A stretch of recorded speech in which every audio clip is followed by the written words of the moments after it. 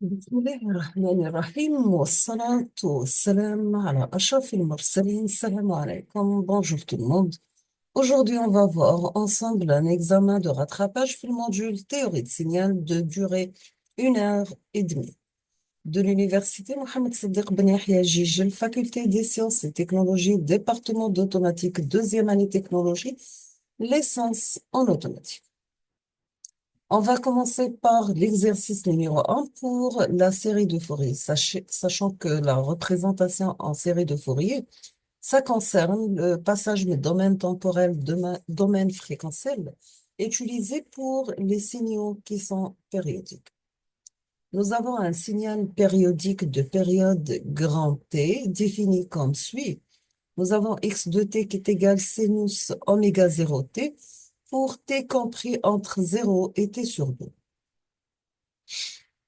X de t prend la valeur 0 pour t compris entre t sur 2 et grand T.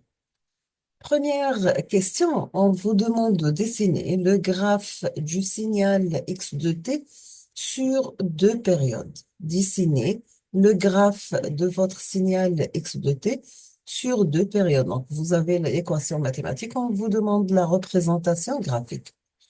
Est-ce que le signal, c'est un signal pair ou bien impair?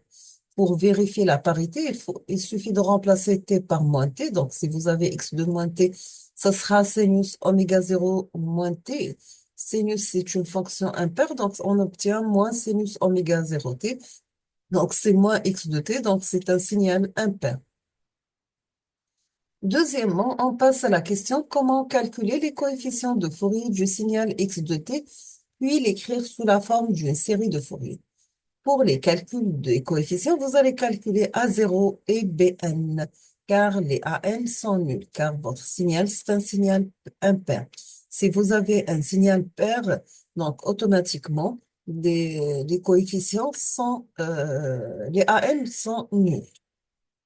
Pour le développement en série de Fourier, vous allez mettre votre signal, la forme x de t égale A0 sur 2, plus la somme de n varin à l'infini des coefficients de 0 à l'infini des coefficients Bn par sinus n oméga t. On passe l'exercice numéro 2, ça concerne la convolution. Vous avez deux signaux, x de t et h de t, montrés par la figure séquente. Vous avez x de t qui prend la valeur de l'intervalle entre 0 et 1 et 0 ailleurs. Pour h de t égale à t l'intervalle entre 0 et 1 et 0 ailleurs. La question vous demande de calculer le produit de convolution de x de t par h de t et vous allez la noter y de t.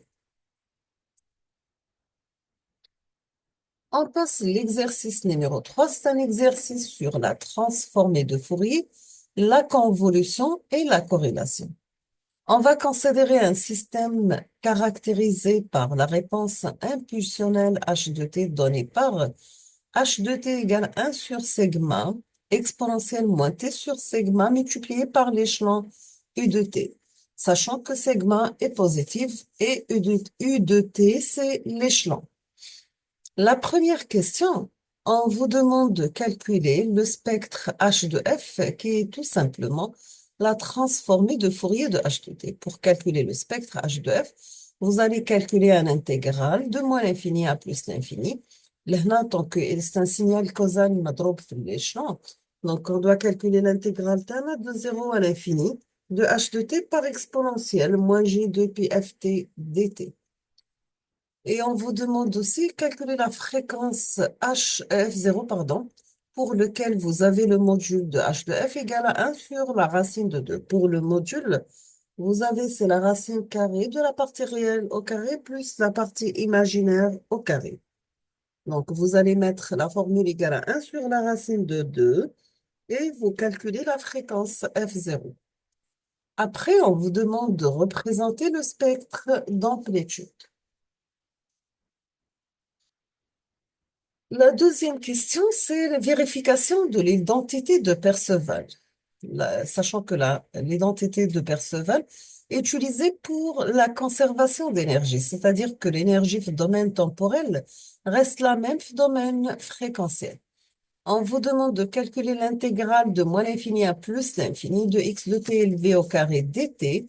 Est-ce qu'il est égal vraiment l'intégrale de moins l'infini à plus l'infini de module de x de f élevé au carré df, toujours pour notre signal x de t. هنا normalement عندنا ال h de t معناش ال x, d'accord. Troisième question, on vous demande de calculer y de t qui est égal l'échelon u de t convolué avec h de t, un produit de convolution simple entre deux signaux. Et après, on vous demande de représenter le graphe du résultat trouvé. Vous pouvez bien sûr calculer le produit de convolution graphiquement. Quatrième question, on vous demande soit le signal x de t qui est égal signe de t moins signe de t moins grand t. On vous demande aussi de calculer z de t qui est égal x de t et ou signe de t moins signe de t moins 2. La différence de deux signaux signés. Donc, normalement, vous aurez un échelon convolué avec h de t qui est égal 1 sur sigma exponentielle moins t sur sigma. Après, on vous demande de représenter le graphe de z de t et déduire le spectre du signal z de t. Le spectre, bien sûr, c'est la représentation du domaine fréquentiel, c'est-à-dire vous faites le passage du domaine temporel, le domaine fréquentiel. On termine avec la dernière question. Pour cette question, on vous demande de calculer la fonction d'autocorrélation de h de t, donc c'est une fonction d'autocorrélation, c'est-à-dire vous allez calculer un produit de convolution de h de t avec h de t. Et après, on vous demande de déduire la densité spectrale. Et la densité spectrale, bien sûr, c'est la transformée de Fourier de la fonction d'autocorrélation.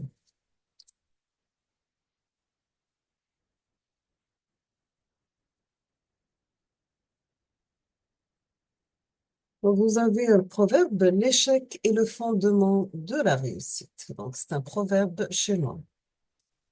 Je vous laisse le temps de réfléchir sur la correction des exercices et je vais mettre la solution dans les prochains jours, Inch'Allah. Je vous souhaite bonne chance, beaucoup de succès et à la prochaine.